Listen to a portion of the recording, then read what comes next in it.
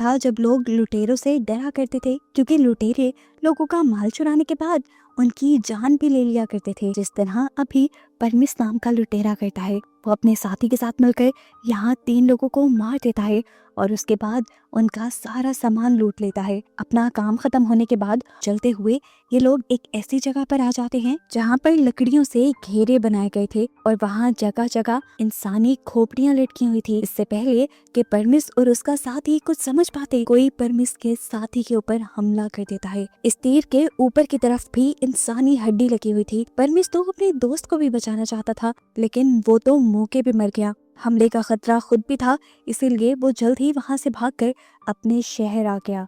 Premise अपना सारा लूटा हुआ सामान छुपा देता है, लेकिन उसकी बदकिस्मती कि उसे ये सब करते हुए शेरिफ का असिस्टेंट देख चुका था और उसने अब ये सारी बात आकर शेरिफ को बताई, जिसका नाम था हंट। उसने बताया कि मुझे लगता है कि परमिस एक लुटेरा है, क्योंकि वो अपना सामान छुपा रहा था। ये दोनों फैसला करते हैं कि अगर ऐसी ही बात है तो ये लोग परमिस को पकड़ेंगे। हंट अपने असिस्टेंट के साथ बाहर में आ जाता है जहाँ पर परमिस बैठा हुआ था। इन्होंने जाते ही उसे नहीं पकड़ा, बल्कि हंट ने पहले बैठकर उसके काम के मुतालिक सवाल करना शुरू किए और जब देखा कि परमिस घबरा गया है तो उसका शक यकीन में बदल गया। इससे पहले कि वो परमिस को पकड़ता, परमिस उठकर वहां से भाग गया और उसे रोकने के लिए शेरिफ ने पीछे से उसकी टांगों पर गन चलाकर उसे वहीं पे रोक दिया। जख्मी होकर वो यहीं गिर गया। अब क्योंकि ये सारा काम बाहर के सभी लोगों के सामने हुआ था, तो सभी लोग ये जान गए कि परमिस एक लुटेरा है।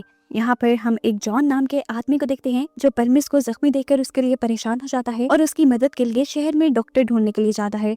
इस शहर में सिर्फ एक ही डॉक्टर थी और हमें दिखाया गया कि उसके हस्बैंड को भी बहुत ज्यादा चोट लगी हुई है। उसकी टांग बुरी तरह जख्मी थी, जिसका इलाज वो खुद कर रही थी, लेकिन अब क्योंकि ये एक इमरजेंसी थी, इसीलिए वो अपने हस्बैंड से परमिशन लेकर जॉन के साथ पुलिस स्टेशन आ जाती है।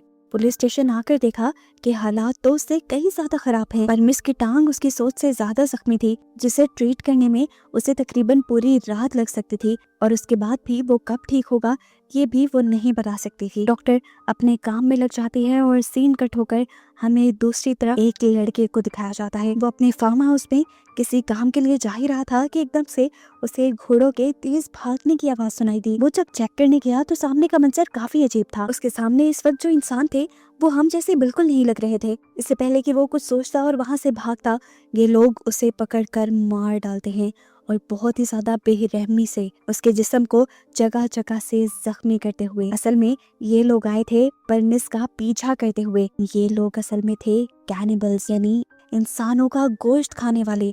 खैर सुबह हो जाती है और हम शेरिफ को अपने घर पे दिखते हैं। एक आदमी घबराया हुआ उसके घर आता है और उसे खबर देता है कि उसने फील्ड्स में एक आदमी को मरा हुआ देखा है और उसकी लाश की हालत बहुत ही ज्यादा खराब है। वो बताता है कि मैं इस सब की रिपोर्ट